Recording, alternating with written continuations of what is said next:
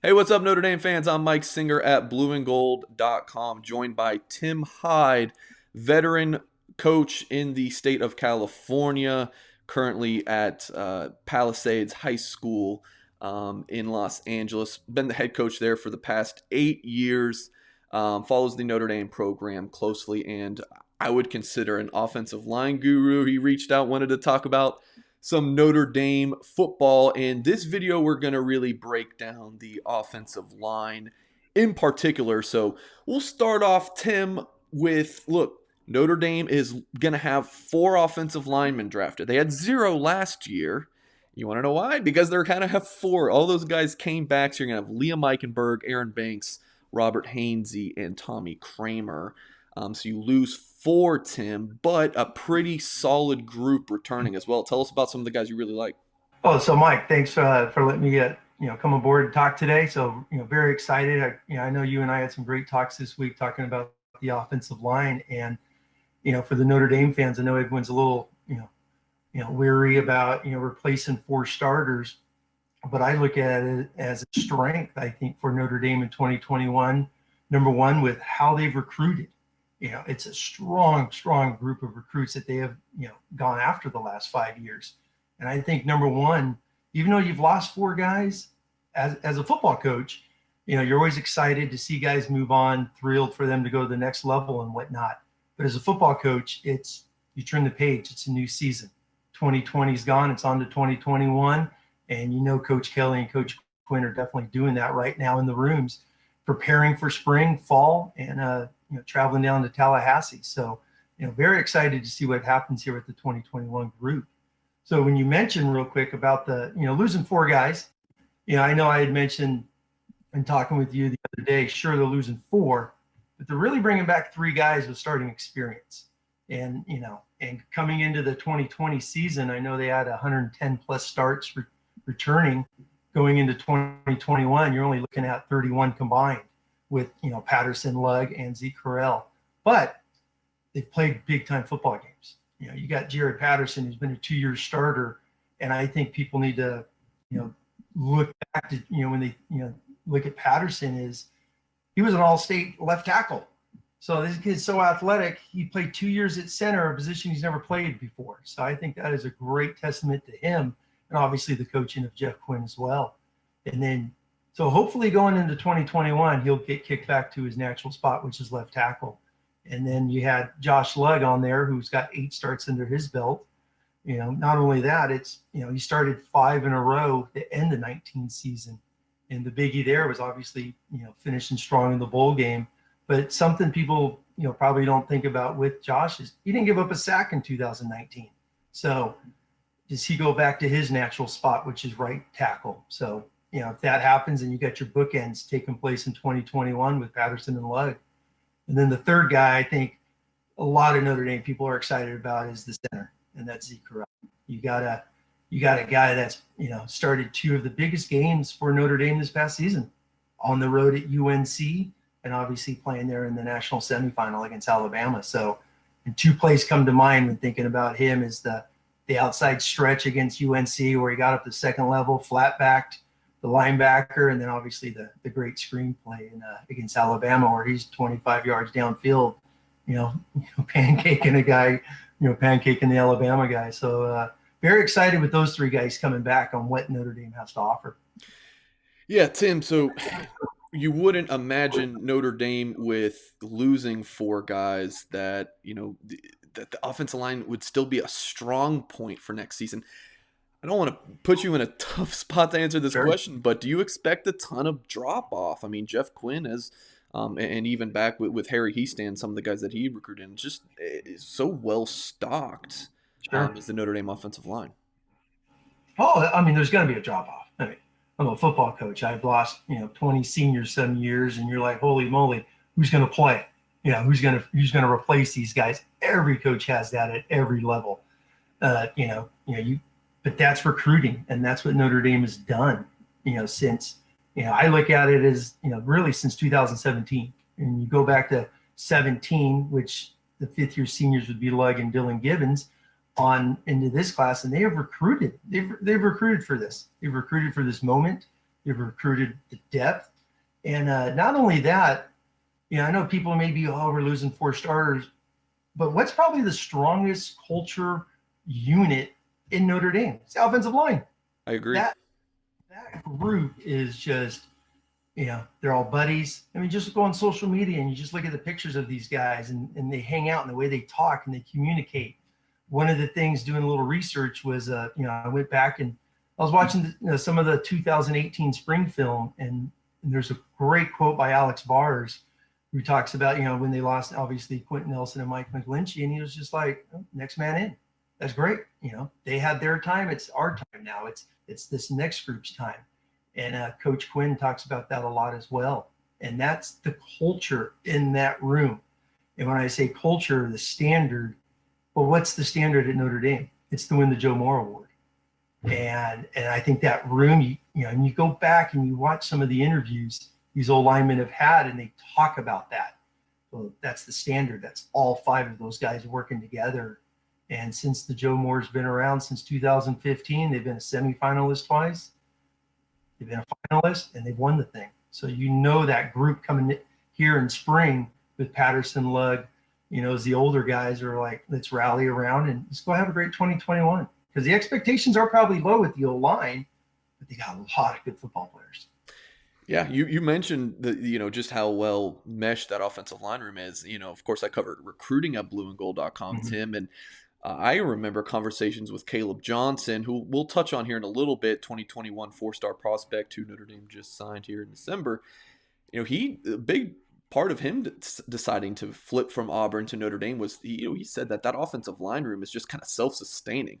It doesn't even matter who the coach is. Not to take credit away from Jeff Quinn, but the culture there, part of the culture he built, is just, it's such a strong room with great camaraderie. So we've mentioned Carell, Patterson, Lug, and we'll get into the 2021 signees here in a minute, Tim. But who are some of the names maybe buried on the depth chart from the 2020 season that you're fired up and want to talk about?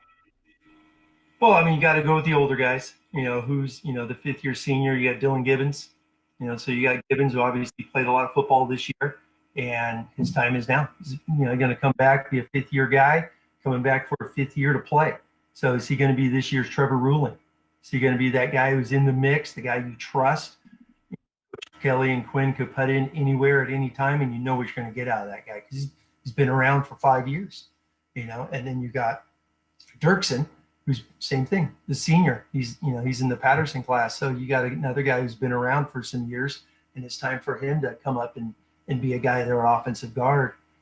And then obviously you got Zeke Carell as the junior, but the 2 big juniors everybody's been talking about for a couple of years is Andrew Kristofic, and you got Big Carroll out there, who's Quinn Carroll, who's a monster. So where are these guys going to play? In mold, so to speak, mold. I think they got some bodies. They got some spots where these guys go. The good thing is you got Patterson and Lug that could play multiple positions. So can they play guard and someone else kicks out the tackle? Me personally, I like the experience at the edges with Patterson and Lug, and you let those guys fight it out for guard, especially Quinn Carroll. Can you imagine him and Lug next to each other?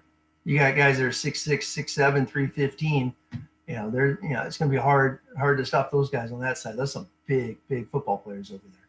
Yeah, put you on the spot here, and this is really early to talk about this, but what would be your, and this isn't something we talked about before we started recording, Tim, so I'm really putting you on the spot. What would be, and this is so early, right?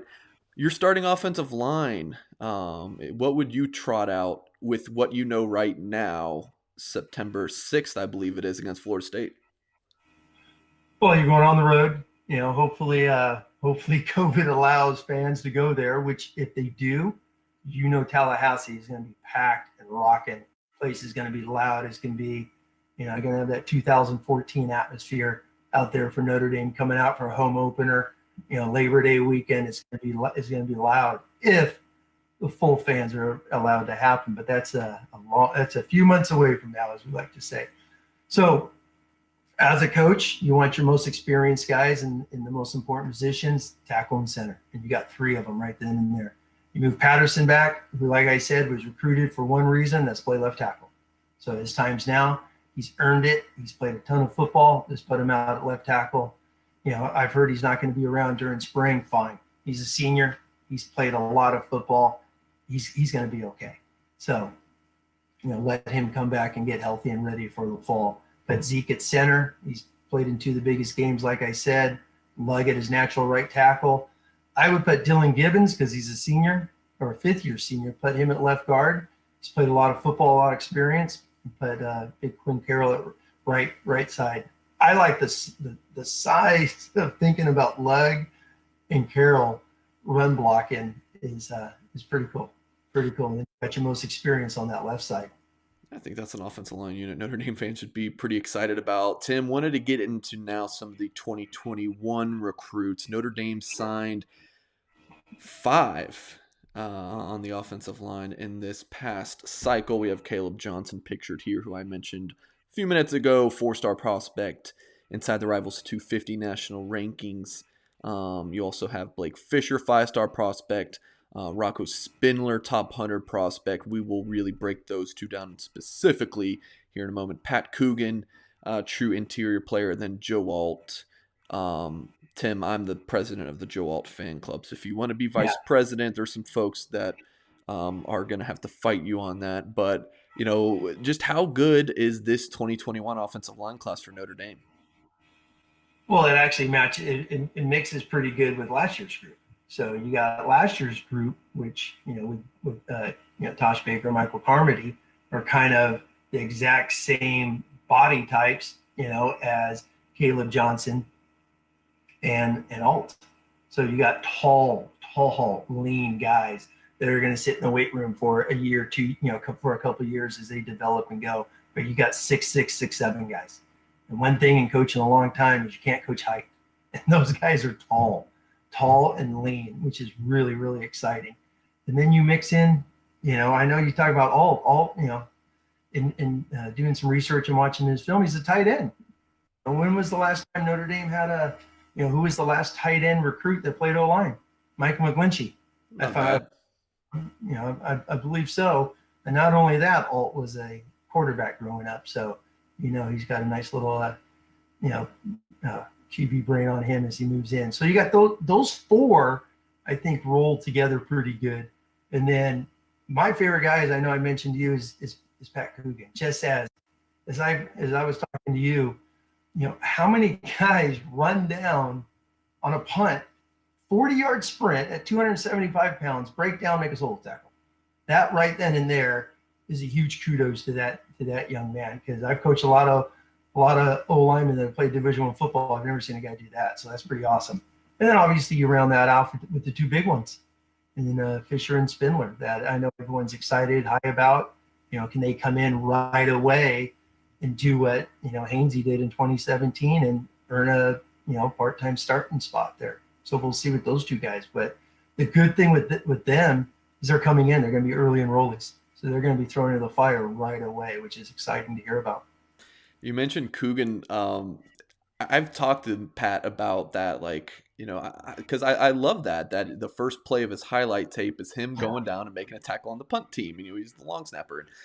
And why'd you do that? And the reason he did it was what you would imagine. It stands out. Here we are, Tim, and that was his junior tape. Of course, he hasn't had a senior season. Illinois that's not having didn't have football this past fall, and he did it to stand out from other people. So kudos to him. Of course, we have That's Blake. awesome. Yeah, of course we have Blake Fisher pictured here. I actually took this photo. One of my favorite pictures I've taken with him in the Fighting Irish stance, and big Blake, big personality, and even a better football player. So we're going to pop on Blake Fisher's tape here. Started from the top by saying Tim Hyde is, again, former football coach for 25 years. Current football coach. Sorry, I didn't mean to throw former on there. All right. For 25 No years. season in California, so it's okay. That's right. Yeah, you didn't have one. Certainly disappointing. Hopefully, you guys get one soon. So here's Blake Fisher. I'll give you the floor here.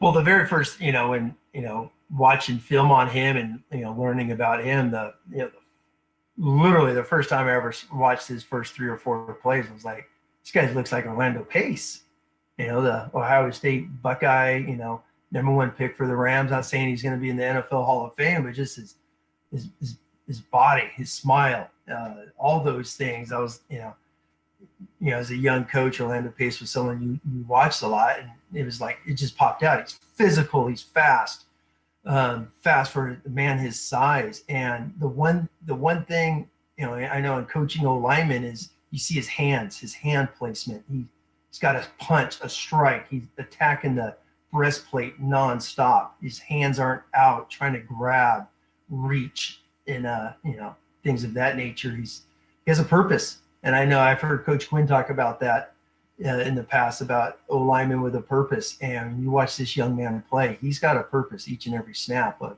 to dominate. To dominate. I mean, look at this guy at 330 pounds pulling there, and unbelievable athlete. So, where is he going to play? Is he the left tackle? Is he the left guard? It's going to be a great spring to see if he gets in the mix, with these other guys. It's like his goal is to just be a jerk. And I mean that as a complete compliment, but he doesn't just want to push you out of the play. He wants to put you on the ground and then lay on top of you. Well, and another thing is, coaching, Los Angeles for, 20 plus years, I've seen a lot of big guys, I've coached against a bunch of 325 pounders and some 6'5", 330-ish guys and all that stuff. No one's ever moved like him. He's really nimble. He's got great, I mean, you just see it in his stance. He's not sloppy. He's got that heel to toe. He's got that hand ready to strike right away. And that's obviously great coaching. And he's going to get, coached up amazingly, obviously, at Notre Dame. And he's already got a lot of those skills and traits great O linemen have that are just going to just keep getting coached and molded up, which is very exciting to watch him. So that was Blake Fisher, Avon, Indiana. In-state kid, the ringleader of Notre Dame's 2021 class, and he's enrolling early, like you mentioned, as well as Rocco Spindler. He's it really came down to Notre Dame and Michigan. He was wearing the Michigan-style helmet there in high school, but he spurned the local school to play for the Fighting Irish. You mentioned Fisher. Could he be a guard? Could he be a tackle? Spindler played a good bit of left tackle this season, and I've always said he could play left tackle in a pinch, but he's a true interior player. Oh, yeah. Yeah, and that's the one thing watching his film, able to watch his senior film, he's left tackle, whereas junior film, he's left guard. So right then and there, he's versatile. I like the fact how much he pulled. Here's a pull right here. And it's it's hard to pull and then get to that second level and lock onto linebackers like right there. It's tough to block in space when you're big because you're going to, linebackers are small, quicker, all those things. And that's the one thing I've noticed in these O linemen, even Pat Coogan's unbelievable puller, is their skill level. Once they pull, get square, and attack like right there. A little sloppy on that one, just a hair. But the good thing you see is that linebacker's trying to fly away from him, and he just still keeps engaging. He has such good feet, he could change direction and get after that guy instantly. So I know, look at that. Look at that. That's a pull. Sometimes, polar O linemen miss guys when they pull on the tackle traps and the tackle counters and all that. And watching his film is excellent. And that was the same thing with Fisher. Fisher did a bunch of tackle wraps as well. And he gets to that second level and he striking, engaging on people, with a purpose, a violent purpose. I know Rocco Spindler's had a lot of, compliments about his tenacity, and no doubt about it. No doubt about it. So what stand out to you when we were just watching this film is Spindler and Fisher and just their athleticism and footwork Mhm. getting out on these poles. But Notre Dame with Tommy Rees this past season, a lot of zone blocking scheme. So can you explain, like, if you're talking about zone in football, people just think about, all right, like cover 2, cover 3, like defense. Explain the run blocking zone, what that is, what that means for our listeners who might not know. Sure. Well, the outside zone, inside zone, the two bread and butters. The outside zone, you're trying to get next man over, next gap over. You're trying to rip reach, get to that second level. String guys along the side as you're moving up to the second level together. So a lot of combo blocks, but reaching, very, very athletic, which Notre Dame had great athletes to do this year. Key part of that was with Patterson at center. Like seeing him being able to, rip, reach, get to the three technique. Georgia, I was watching the Georgia Tech game just a couple of weeks ago, just breaking down a few things and watching some of his blocks in that game just really stood out.